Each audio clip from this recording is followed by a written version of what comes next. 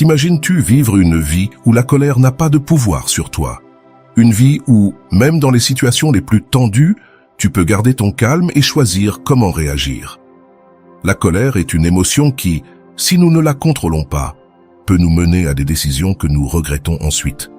Mais voici le secret. Tu peux la dominer. Dans cette vidéo, je vais te montrer 18 clés stoïques qui t'aideront à laisser de côté la colère et à vivre avec plus d'unité et de paix intérieure. Dans cette vidéo, tu n'apprendras pas seulement à contrôler ta colère, mais tu découvriras aussi comment la transformer en une opportunité de croissance personnelle. Chaque clé que nous allons explorer a un enseignement profond et pratique, conçu pour t'aider dans ta vie quotidienne. À la fin de cette vidéo, je t'assure que tu auras un arsenal d'outils pour affronter n'importe quel défi avec calme et clarté. Avant de commencer, j'ai une demande. Laisse un commentaire en partageant quelle est la situation qui te provoque le plus de colère et comment tu prévois d'utiliser ces clés pour la surmonter. Ton expérience pourrait être une motivation pour d'autres et un rappel qu'il ne vaut pas la peine de se laisser emporter par la colère. Ensemble, nous pouvons construire une communauté qui apprend à vivre avec plus de calme et de sagesse. Enfin, n'oublie pas de mettre un « j'aime » à la vidéo si elle te plaît, de t'abonner et d'activer la cloche pour ne manquer aucun nouveau contenu. Ces simples actions nous aident énormément à continuer à créer des vidéos qui inspirent et transforment. Passons à la première clé. Première clé. Change ta perception des situations. La première clé pour ne jamais te mettre en colère est de comprendre que ce ne sont pas les situations qui nous affectent, mais bien la manière dont nous les interprétons. Cette idée vient directement du philosophe stoïque Épictète qui disait « Les hommes ne sont pas perturbés par les choses, mais par l'opinion qu'ils en ont. » Réfléchis à cela un instant. Ce qui te met réellement en colère, ce n'est pas ce que quelqu'un a fait ou dit, mais bien la signification que tu donnes à cette action ou parole. Imagine que tu sois en train de conduire et que quelqu'un te coupe brusquement la route. Ta première réaction pourrait être de ressentir de la colère, de penser que cette personne est irrespectueuse, ou même de te sentir personnellement attaqué. Mais que se passerait-il si tu changeais de perspective? Peut-être que cette personne passe une mauvaise journée, est distraite ou qui sait, peut-être qu'elle n'a même pas remarqué ce qu'elle a fait. Est-ce que ça vaut la peine de gaspiller ton énergie pour quelque chose d'aussi insignifiant? Lorsque tu apprends à réinterpréter les choses depuis un lieu de calme et de compréhension, tu te rends compte que, bien souvent, la colère n'a pas de raison d'être. Cette clé ne t'aide pas seulement à garder ta sérénité, elle améliore aussi tes relations et te rend plus empathique. Tu ne sais pas ce que les autres vivent, et peut-être que l'action qui t'a irrité n'a rien à voir avec toi. Bien sûr, cela ne signifie pas justifier de mauvaise conduite ou un manque de respect, mais plutôt apprendre à ne pas prendre tout de manière personnelle. Quand tu arrêtes de croire que le monde est contre toi, tu commences à le voir de manière plus neutre et gérable. Et sincèrement, la paix que cela apporte n'a pas de prix. La prochaine fois que quelque chose t'irrite, arrête-toi un instant et demande-toi « Est-ce vraiment aussi grave que je le pense? Y a-t-il une autre façon de le voir ?» Ce petit changement de perspective peut être tout ce dont tu as besoin pour éviter de tomber dans la colère et garder ta tranquillité. Deuxième clé. Pratiquer la patience comme un art quotidien. La patience n'est pas seulement une vertu, c'est un outil essentiel pour garder ton calme. Sénèque disait « Celui qui est sage supporte les choses avec patience, celui qui ne l'est pas les subit avec mécontentement et se plaint. » Et il avait raison. Le manque de patience est comme du carburant pour la colère.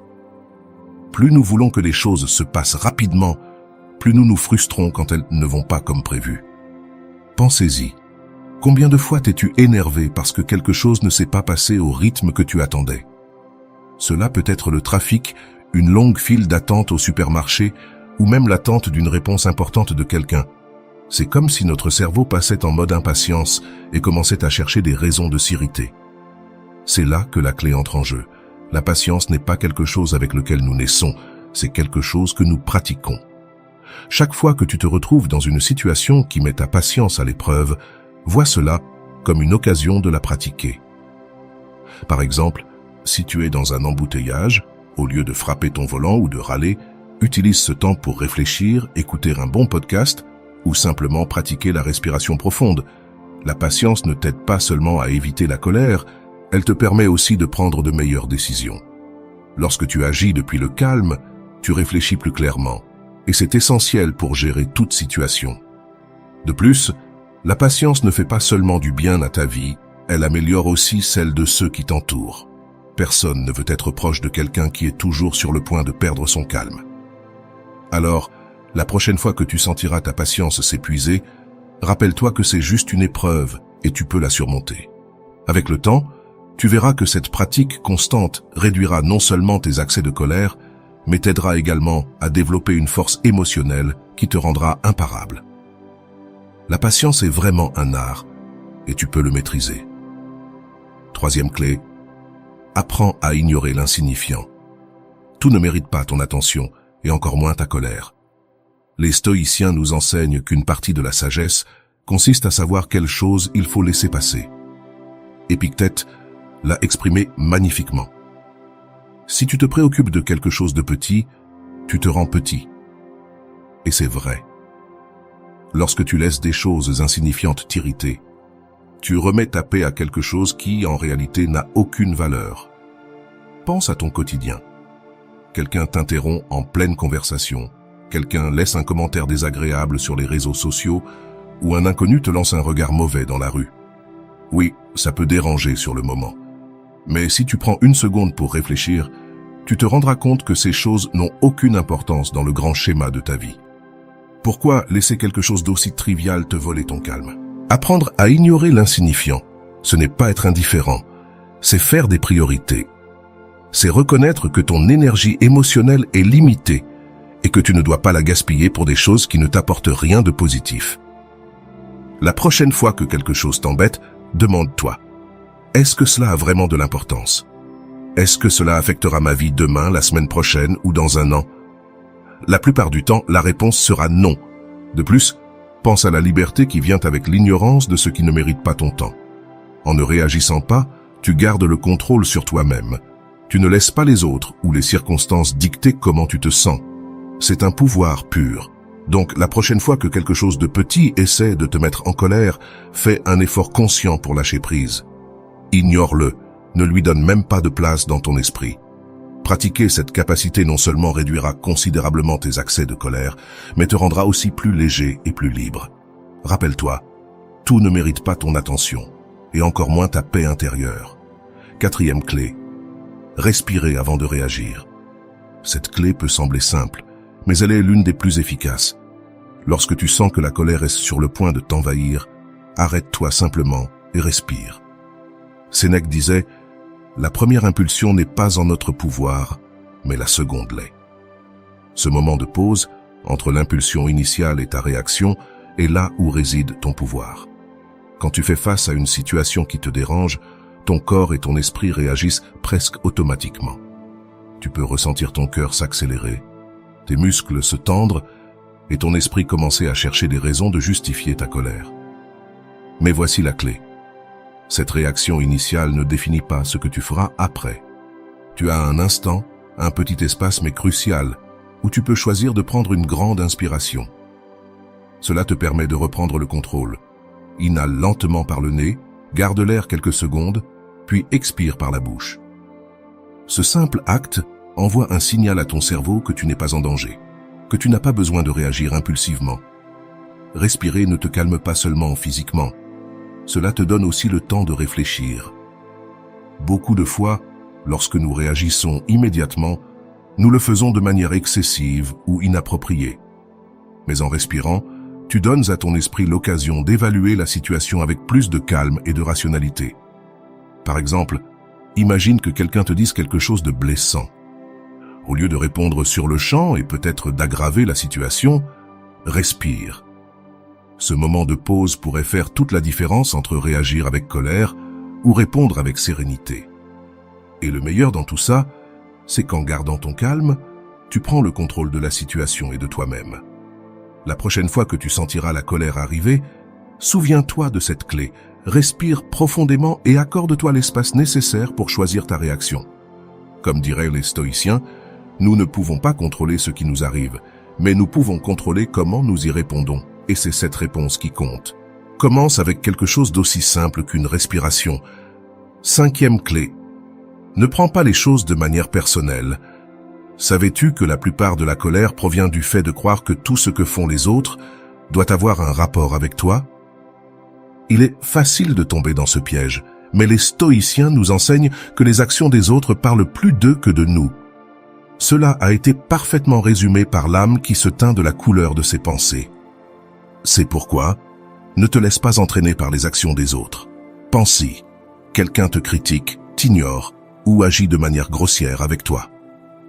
Automatiquement, tu interprètes qu'il y a une intention derrière cela, quelque chose dirigé vers toi.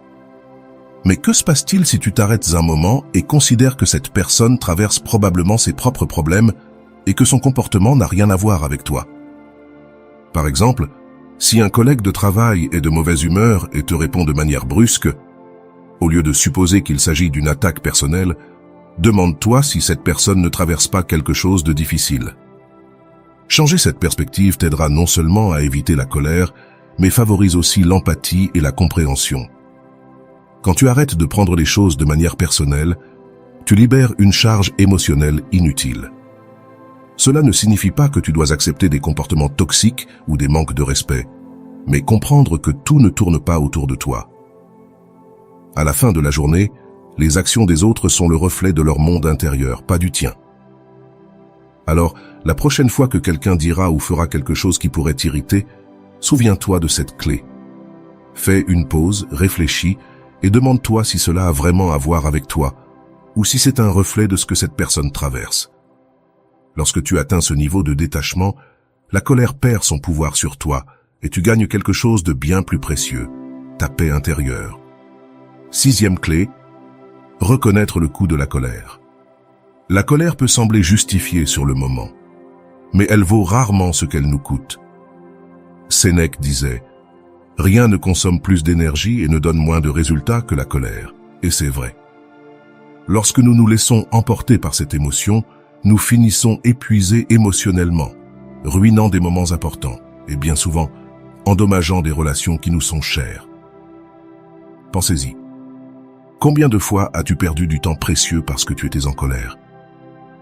Peut-être as-tu cessé de profiter d'un repas, d'une conversation ou même d'une journée entière parce que ton esprit était piégé dans la rage.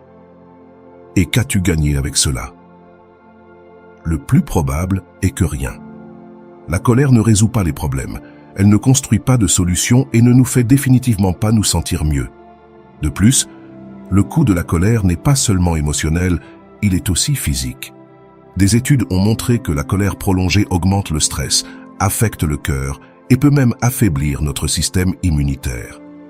C'est comme si, chaque fois que nous nous mettions en colère, notre corps payait un prix très élevé. Lorsque tu commences à reconnaître tout ce que tu perds en te mettant en colère, il devient plus facile de prendre la décision consciente de ne pas te laisser emporter. Demande-toi, est-ce vraiment utile de sacrifier ma paix pour cela? La plupart du temps, la réponse sera non.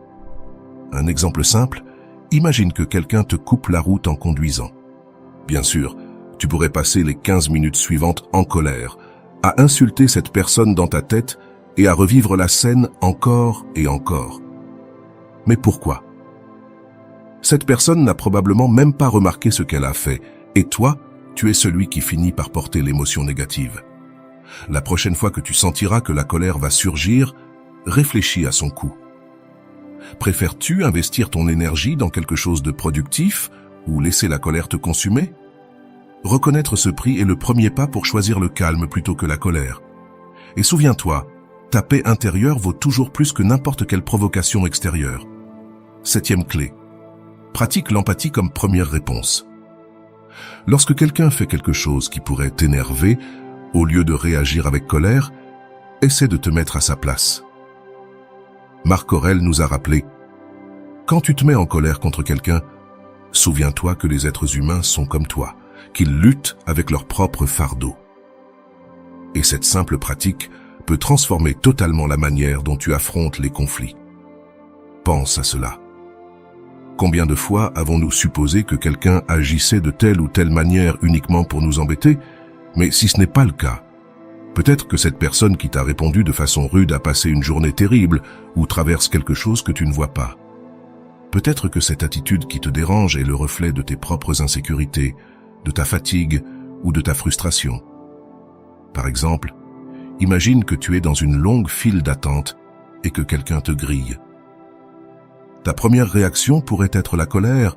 Quel manque de respect! Mais et si cette personne était dans une situation d'urgence ou si elle était simplement distraite?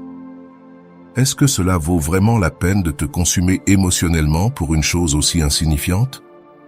L'empathie non seulement réduit la colère, mais renforce aussi tes relations et t'aide à devenir une personne plus compréhensive. Cela ne signifie pas que tu dois justifier toutes les actions des autres, mais tu peux choisir de ne pas réagir durement ou impulsivement. En pratiquant l'empathie, tu te concentres moins sur le problème et plus sur la recherche d'une solution ou, dans certains cas, simplement sur le fait de laisser passer la situation. Quand quelqu'un agit de manière à te mettre en colère, fais une pause et demande-toi ce qui pourrait se passer dans la vie de cette personne pour qu'elle agisse ainsi. Même si tu ne sauras jamais avec certitude, cet exercice simple de compassion peut changer ta perspective et t'empêcher de laisser la colère te dominer. Pratiquer l'empathie ne te rend pas seulement plus patient, mais aussi plus humain. Et à la fin de la journée, garder son calme et répondre avec compréhension sera toujours plus puissant que de réagir avec colère. Pourquoi? Parce que, comme le disait Marc Aurèle, nous sommes tous en train de mener nos propres batailles intérieures. 8e clé, sois conscient de tes attentes. Une grande source de colère provient de nos propres attentes non satisfaites.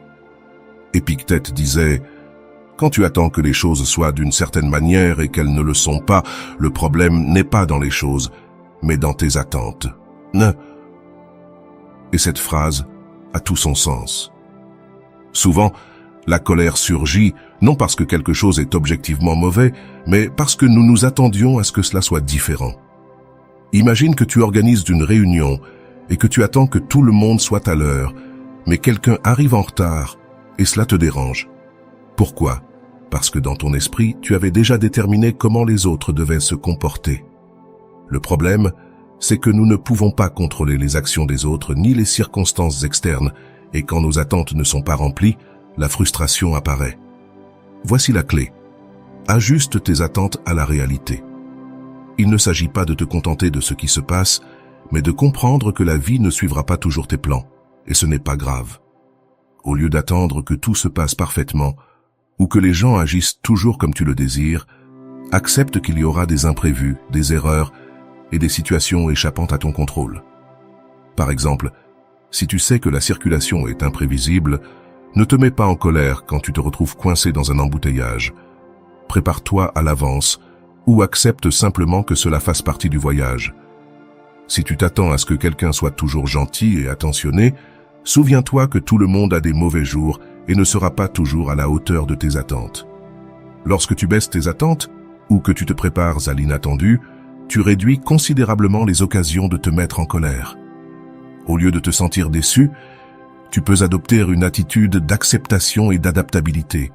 Cela ne te permet pas seulement d'éviter la colère, mais aussi de profiter davantage du présent sans être coincé dans ce qui aurait dû être. La prochaine fois que tu sentiras la colère surgir, réfléchis, est-ce vraiment si grave? Ou suis-je juste en colère parce que je m'attendais à quelque chose de différent? Reconnaître cette différence t'aidera à garder ton calme et à gérer les situations avec plus de sagesse. Parce qu'au final, nos attentes sont comme une boussole. Si nous ne les ajustons pas, elles peuvent nous égarer du chemin vers la paix intérieure. 9e clé. Ne cherche pas la perfection chez les autres, ni chez toi. L'un des plus grands déclencheurs de la colère est d'attendre que tout soit parfait, que les gens agissent de la bonne manière, que les choses se déroulent comme prévu, ou même que nous ne fassions pas d'erreur. Mais comme disait Sénèque, errar humanum est perseverar diabolicum. L'erreur est humaine. Persévérer dans l'erreur est diabolique. Nous sommes tous imparfaits, et accepter cela est essentiel pour vivre en paix. Pense aux fois où tu t'es mis en colère parce que quelqu'un a fait une erreur. Peut-être qu'un collègue a oublié quelque chose d'important ou qu'un ami est arrivé en retard à un rendez-vous. Au fond, cette colère provient d'une attente irréaliste, celle de penser que personne ne devrait jamais se tromper. Mais soyons honnêtes, est-ce que tu ne commets jamais d'erreur? Bien sûr que si. Nous faisons tous des erreurs. Accepter que les gens, toi y compris, ne soient pas parfaits est libérateur. Lorsque quelqu'un fait une erreur, au lieu de t'énerver, essaie de le voir comme une opportunité de faire preuve de patience et de compréhension. Peut-être que cette personne se sent déjà mal pour ce qu'elle a fait, et ta colère ne fera qu'empirer la situation. En revanche, un peu d'empathie peut renforcer la relation et résoudre le problème de manière plus constructive. Et cela s'applique également à toi. Parfois, nous sommes plus durs avec nous-mêmes qu'avec les autres. Tu as fait une erreur au travail, oublié quelque chose d'important, ou réagi de façon différente de ce que tu aurais voulu dans une situation. À quoi cela sert-il de te punir avec colère contre toi-même? Reconnais l'erreur, apprends-en, et passe à autre chose. Lorsque tu cesses de chercher la perfection, tu réduis une grande quantité de frustration dans ta vie. Les gens sont humains. Les situations ne se déroulent pas toujours comme on le souhaite, et toi aussi tu es en constant apprentissage. Comprendre cela t'aidera à faire face aux problèmes avec un esprit plus calme et moins enclin à la colère. La prochaine fois que tu sentiras que la colère monte parce que quelqu'un ou toi-même n'a pas été à la hauteur de tes attentes, souviens-toi que ce n'est pas une question de perfection, mais de devenir meilleur. Comme l'a dit Sénèque, la sagesse vient lorsque nous apprenons de nos erreurs. Quand nous prétendons les éviter complètement, nous nous trompons. 10e clé, utilise l'humour comme ta meilleure défense. L'humour est un outil puissant pour désamorcer la colère. Parfois, tout ce dont tu as besoin est de rire de la situation pour te rappeler que ce n'est pas aussi grave qu'il n'y paraît. Comme disait Épictète, rappelle-toi, ce ne sont pas les événements qui nous dérangent, mais la façon dont nous les percevons. Change ta perception, et ce qui semblait insupportable peut devenir insignifiant. T'est-il déjà arrivé, après t'être fâché pour quelque chose, de réaliser des heures ou des jours plus tard que ce n'était en fait pas si important? Peut-être que tu finis même par rire de l'absurdité de ta réaction. Alors, pourquoi ne pas sauter directement à l'humour et éviter la colère? Cela ne veut pas dire ignorer les problèmes, mais tu peux les aborder avec une attitude plus légère. Par exemple, imagine que tu renverses accidentellement du café sur ta chemise avant une réunion importante. Bien sûr, tu pourrais te fâcher contre toi-même, te sentir frustré et laisser ça gâcher ta journée. Mais, et si tu choisissais de rire de l'ironie de la situation? Il semble que ma chemise voulait un peu de café aussi. Cette simple blague peut complètement changer ton humeur et t'aider à aborder le problème de manière plus calme. L'humour peut aussi désamorcer des conflits avec d'autres personnes. Si quelqu'un est impoli ou essaie de te provoquer, au lieu de réagir avec colère, une réponse ingénieuse et légère peut changer le ton de la conversation. Cela permet non seulement d'éviter que la situation s'aggrave, mais aussi de garder le contrôle émotionnel. De plus, l'humour a des bienfaits physiques. Il réduit le stress, libère des endorphines et détend ton corps. C'est comme un remède instantané aux tensions qui accompagnent souvent la colère. Alors, la prochaine fois que tu te retrouves face à quelque chose qui te mettrait normalement en colère, essaie de chercher le côté amusant. Fais une pause, souris et demande-toi « Quelle importance aura cela demain ?» Puis-je trouver quelque chose de drôle dans cette situation? Pratiquer cette approche ne t'aidera pas seulement à mieux gérer tes émotions, mais te rendra aussi plus agréable à vivre, tant pour les autres que pour toi-même. Parce qu'au final, rire sera toujours une option plus saine que de s'énerver. 11e clé. Pratique le détachement émotionnel. Le détachement ne signifie pas que tu ne te soucies pas des choses ou des gens, mais que tu comprends que tu ne peux rien posséder ni contrôler entièrement. Marc Aurèle disait « Rappelle-toi que tout ce que tu aimes est éphémère. Apprécie-le tant que tu l'as, mais ne laisse pas ton bonheur en dépendre. » Attention, souvent la colère surgit parce que nous nous accrochons émotionnellement à quelque chose, à nos idées, à nos attentes, ou même aux personnes. Nous voulons que tout reste pareil, que rien ne nous déçoive, que les autres remplissent toujours nos attentes. Mais le monde ne fonctionne pas ainsi, et cet attachement excessif n'apporte que frustration. Par exemple, imagine que quelqu'un annule un plan important à la dernière minute. Tu pourrais t'énerver parce que tu t'étais accroché à cette attente de passer du temps ensemble. Mais qu'est-ce que cela t'apporte? Le détachement te permet d'accepter que, bien que la situation ne se soit pas déroulée et passée à autre chose. Pratiquer le détachement non seulement réduit ta colère, mais te donne aussi une liberté que peu de gens arrivent à atteindre. Rappelle-toi, la seule chose que tu peux vraiment contrôler, c'est toi-même, laisse le reste couler. 12e clé. Ne réponds pas impulsivement. Combien de fois la colère nous pousse-t-elle à dire ou faire des choses dont nous nous repentons ensuite? Une réponse impulsive peut aggraver un petit problème ou même en créer un qui n'existait pas. Épictète expliquait ainsi: avant de parler, assure-toi que ce que tu vas dire passe par 3 filtres. Est-ce vrai? Est-ce nécessaire? Est-ce gentil? Lorsque nous réagissons impulsivement, nous ne pensons pas clairement. La colère tend à obscurcir notre jugement, nous faisant voir les choses de manière exagérée.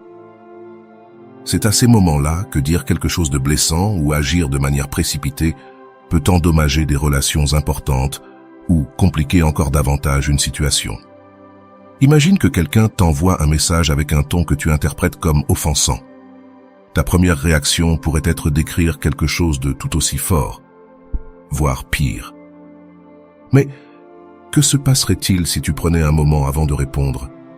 Peut-être te rendras-tu compte que cette personne n'avait pas l'intention de t'offenser, ou peut-être trouveras-tu une manière d'aborder la situation de manière plus calme et productive. Voici où entre en jeu la clé: faire une pause avant d'agir ou de parler. Cette pause, même de quelques secondes, te permet de traiter ce que tu ressens et de choisir ta réponse au lieu de réagir automatiquement. Demande-toi ceci: est-ce que cela nécessite une réponse maintenant? Est-ce que cela vaut la peine de dépenser mon énergie? Que veux-je accomplir avec ce que je vais dire ou faire? De plus, retarder une réaction impulsive te donne le temps de considérer les conséquences. Est-ce que ta réponse résoudra le problème ou ne fera qu'empirer les choses? Souvent, simplement attendre avant d'agir permet à l'intensité de la colère de diminuer et de traiter la situation avec plus de clarté. Souviens-toi, ne pas répondre immédiatement n'est pas un signe de faiblesse, mais de force émotionnelle. C'est prendre le contrôle de tes paroles et de tes actions, au lieu de laisser la colère les dicter. Comme disait Marc Aurèle, le pouvoir d'une personne se montre dans sa capacité à contrôler ses réactions, plus que dans n'importe quelle autre chose. Alors, la prochaine fois que tu sentiras l'urgence de réagir impulsivement, arrête-toi, respire, réfléchis et réponds uniquement si nécessaire. Fais-le calmement. Cette pause peut faire la différence entre résoudre un problème ou en créer un plus grand. 13e clé, redirige ton attention vers quelque chose de positif. L'une des raisons pour lesquelles la colère prend le dessus sur nous est que nous laissons notre esprit se concentrer de manière obsessionnelle. Ce qui nous dérange, mais comme l'a dit Marc Aurèle, la vie est ce que tes pensées en font. Si tu changes ton focus, tu changes ton état émotionnel. C'est aussi simple que cela. Imagine que tu sois en pleine discussion et que tu sens la colère monter. Au lieu de continuer à nourrir ces pensées négatives qui tournent en boucle dans ton esprit, essaie de rediriger ton attention. Sors marcher, écoute ta chanson préférée, lis quelque chose d'inspirant ou pense simplement à quelque chose qui te rend reconnaissant. Changer ton focus ne signifie pas ignorer le problème, mais gagner en perspective. Pensez-y comme si vous changiez de chaîne dans votre esprit. Si tu regardes un programme qui te dérange ou te met de mauvaise humeur, tu ne vas pas rester à le regarder. Bien sûr que non, tu appuies sur la télécommande et chercherais quelque chose qui te fasse sentir bien. Il en va de même pour ton esprit. Lorsque tu te sens pris dans la colère, souviens-toi que tu as le pouvoir de changer de chaîne et de te concentrer sur quelque chose qui te ramène au calme. De plus, redirige ton attention vers le positif et permets d'aborder les situations avec un état d'esprit plus calme et productif. Par exemple, si quelque chose au travail te frustre, au lieu de rester pris dans ses pensées, prends un moment pour reconnaître ce qui fonctionne. Ce changement de perspective peut t'aider à trouver des solutions plutôt que de nourrir le problème. Cela ne signifie pas ignorer tes émotions ou les problèmes que tu dois résoudre, mais que tu choisis de ne pas rester coincé dans un état d'esprit destructeur. Comme l'a dit Épictète, tu as toujours le contrôle sur la manière d'utiliser ton esprit. Fais-le sagement. Alors la prochaine fois que la colère s'apprête à prendre le contrôle, fais une pause et redirige ton attention. Cherche quelque chose de positif, quelque chose qui te rappelle que la vie n'est pas aussi mauvaise qu'elle semble à ce moment-là. Ce petit changement mental peut faire une grande différence dans ta journée et dans la façon dont tu gères les émotions difficiles. 14e clé. Adopter la mentalité du « cela aussi passera ». La colère nous attrape souvent parce que nous pensons que le problème auquel nous faisons face est éternel, que l'inconfort ne finira jamais. Mais comme le disait Marc Aurèle, l'univers est changement. Notre vie est ce que nos pensées en font. Rien ne dure éternellement, même les situations qui semblent insurmontables maintenant. Lorsque tu es au cœur d'une situation qui te met en colère, il est facile de penser que cette émotion va te dominer pour toujours, mais la vérité est que la colère, comme toutes les autres émotions, est passagère. Te souviens-tu de la dernière fois où tu t'es vraiment mis en colère? À ce moment-là, cela semblait être la fin du monde, mais aujourd'hui tu te souviens à peine. C'est parce que toutes les émotions sont temporaires et la colère n'est pas une exception. Adopter la mentalité du « cela aussi passera » t'aide à mettre les choses en perspective.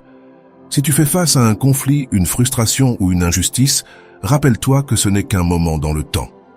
La colère veut te faire croire que cette émotion est permanente, mais ce n'est pas le cas. Comme un nuage qui cache le soleil, elle se dissipera tôt ou tard. Par exemple, si quelqu'un te traite injustement au travail ou dans ta vie personnelle, au lieu de te laisser envahir par la colère, répète-toi « Cela ne définit pas ma vie, cela passera comme tout le reste ». Ce simple rappel peut t'apporter la force de rester calme et d'éviter d'agir impulsivement. De plus, lorsque tu comprends que les émotions négatives sont temporaires, tu acquiers une nouvelle perspective sur les problèmes. Tu ne les vois plus comme une menace insurmontable, mais comme un défi passager que tu peux gérer. Cette attitude réduit non seulement la colère, mais elle te donne aussi un sentiment de contrôle et de force. Alors, la prochaine fois que tu sens que la colère prend de l'ampleur, fais une pause et rappelle-toi, cela aussi passera. Laisse le temps faire son travail et tu verras comment ce qui semblait si grand devient de plus en plus petit à chaque instant qui passe. Et comme le disaient les stoïciens, le changement fait partie de la vie et notre tâche est de l'accepter avec sérénité. 15e clé. Fais de la place pour la gratitude. La gratitude est l'antidote parfait contre la colère. Lorsque tu choisis de te concentrer sur ce que tu as au lieu de ce qui te manque, sur ce qui va bien au lieu de ce qui va mal, la colère perd sa force. Comme le disait Sénèque, rien n'est plus honorable qu'un cœur reconnaissant. Réfléchis-y. Il est presque impossible de ressentir de la gratitude et de la colère en même temps. La gratitude change complètement ton focus, t'amenant à apprécier les bénédictions que nous avons tendance à négliger. Par exemple, si quelqu'un te dérange au travail, au lieu de rester pris dans ce sentiment, arrête-toi un moment et pense aux bonnes choses que tu as. Un emploi, des collègues avec qui tu apprécies travailler, ou même l'opportunité d'apprendre de cette situation inconfortable. La gratitude nous aide aussi à relativiser les situations qui nous mettent en colère. Oui, cela peut être frustrant qu'on annule un plan à la dernière minute, mais que se passe-t-il si, au lieu de te concentrer sur l'annulation, tu es reconnaissant pour ce temps libre inattendu qui te permet de te reposer ou de faire quelque chose que tu apprécies? C'est un changement subtil dans ta mentalité, mais il transforme la manière dont tu fais face aux difficultés. Une pratique puissante est de prendre un moment chaque jour pour réfléchir aux choses pour lesquelles tu es reconnaissant. Cela ne doit pas être quelque chose de grandiose, cela peut être des choses simples. Le café du matin, un appel avec un ami, ou même le fait d'avoir survécu à une journée difficile. Cette habitude de gratitude quotidienne entraîne ton esprit à se concentrer sur le positif et t'aide à réagir avec moins de colère lorsque les choses ne se passent pas comme tu l'avais prévu. Lorsque tu es dans une situation qui te provoquerait normalement de la colère, essaie cela. Arrête-toi et énumère 3 choses pour lesquelles tu es reconnaissant à ce moment-là. Cet exercice peut sembler simple, mais il a un effet incroyable sur ton état d'esprit. Cela change ta perspective de « cela me dérange » à « il y a encore beaucoup de choses pour lesquelles être reconnaissant ». Souviens-toi, la gratitude est un muscle qui se renforce avec la pratique. Plus tu l'utilises, plus il sera facile d'éviter la colère et de maintenir une attitude de paix et d'appréciation. Comme l'ont enseigné les stoïciens, la véritable richesse ne réside pas dans ce que tu possèdes, mais dans ce que tu apprécies. Et la gratitude nous rappelle à quel point nous sommes chanceux, même dans les jours difficiles. 16e clé, apprends à choisir tes batailles. Tous les conflits ne méritent pas ton énergie et tous les problèmes n'ont pas besoin de réaction. Comme l'a dit Marc Aurèle, ne gaspille pas ce qui reste de ta vie à te soucier des choses qui échappent à ton contrôle ou qui n'ont pas d'importance. Une partie essentielle de maintenir ton calme est de savoir quand quelque chose n'en vaut pas la peine. Souvent, nous nous mettons en colère pour des choses insignifiantes qui, au final, n'ont pas d'impact réel sur notre vie. Peut-être que quelqu'un a dit quelque chose qui ne t'a pas plu ou qu'une situation ne s'est pas déroulée comme tu le souhaitais. Bien sûr, tu pourrais entrer en conflit. Mais est-ce vraiment nécessaire? L'énergie émotionnelle est une ressource limitée et la gaspiller pour des choses futiles te fatigue. Choisir tes batailles ne signifie pas ignorer tout ou éviter de te défendre lorsque c'est nécessaire. Cela signifie que tu prends des décisions conscientes sur l'endroit où investir ton énergie. Demande-toi, cela affectera-t-il ma vie demain, la semaine prochaine ou l'année prochaine?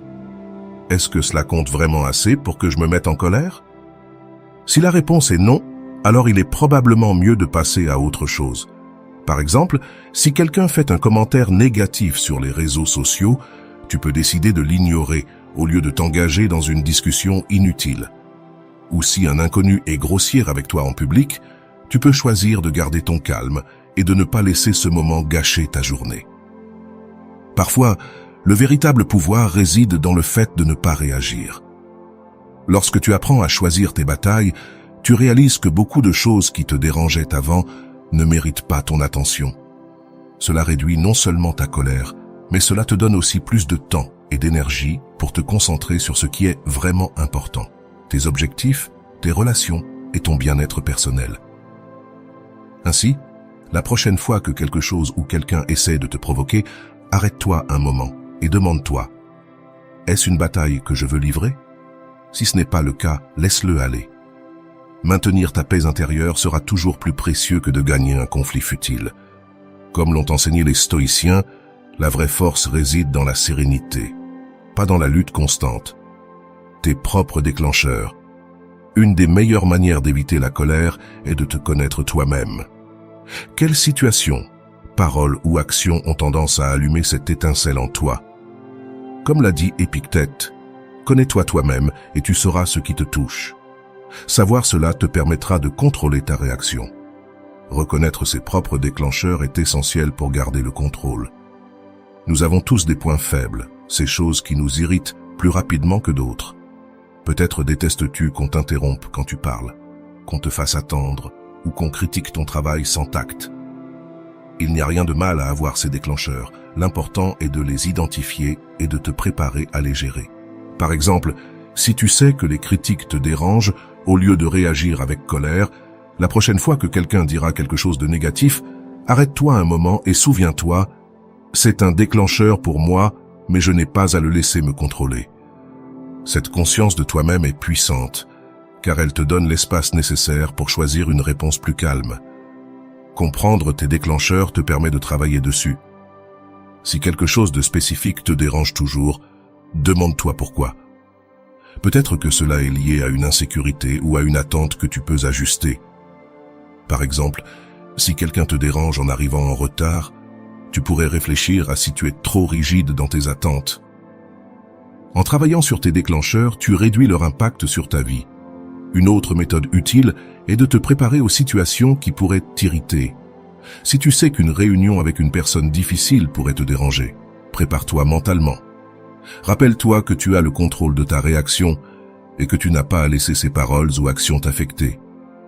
Comme l'a dit Marc Aurèle, le mal vient de ce que tu permets, non de ce que les autres font. Prends donc un moment pour réfléchir. Quels sont les déclencheurs qui te touchent le plus? Une fois que tu les as identifiés, travaille dessus avec patience et détermination. Avec le temps, tu verras comment ces situations perdent leur pouvoir sur toi et comment tu deviens plus maître de tes émotions. Parce qu'au final, le vrai contrôle ne réside pas dans l'évitement du conflit, mais dans la manière dont tu choisis de le confronter. Apprends à lâcher prise et à pardonner. S'accrocher à la colère, c'est comme porter une pierre lourde toute la journée. Pourquoi le faire si tu peux la lâcher? Sénèque l'a merveilleusement exprimé. Le pardon est la vengeance des sages. Pardonner n'est pas pour les autres, C'est un cadeau que tu te fais à toi-même. C'est libérer de l'espace dans ton esprit et ton cœur pour des choses plus importantes que le ressentiment. Quand quelqu'un te blesse ou t'offense, il est naturel de ressentir de la colère au début. Mais si tu t'accroches à ce sentiment, tu ne fais que te nuire à toi-même. Réfléchis à cela. Combien de fois as-tu vécu mentalement une dispute ou une offense, ressentant encore la colère comme si elle se produisait à nouveau? L'autre personne n'y pense probablement même pas, mais toi, tu es pris dans ce cercle émotionnel. Pardonner ne signifie pas justifier ce qui s'est passé, ni permettre à quelqu'un de te manquer de respect. Cela signifie reconnaître que tu ne peux pas changer le passé, mais que tu peux décider de la manière dont il affecte ton présent et ton futur. C'est te dire à toi-même, je ne vais pas permettre à cette situation ou à cette personne d'avoir du pouvoir sur ma paix intérieure. Par exemple, si un ami t'a déçu, au lieu d'alimenter le ressentiment, demande-toi, est-ce que cela vaut la peine de perdre notre amitié pour cela? Ou puis-je lâcher prise et aller de l'avant? Parfois, l'acte de pardonner est aussi une opportunité de renforcer une relation, en montrant maturité et compréhension. Et si la colère n'est pas dirigée contre quelqu'un d'autre, mais contre toi-même, tu dois aussi apprendre à te pardonner. Nous commettons tous des erreurs, et se punir constamment pour quelque chose qui est déjà arrivé ne fait que prolonger la souffrance. Reconnais l'erreur, apprends-en et lâche prise. Le pardon envers soi-même est aussi important que le pardon envers les autres. La prochaine fois que tu sens que la colère te ronge, demande-toi, est-ce que je veux vraiment porter cela? Ou puis-je choisir de lâcher prise et d'avancer?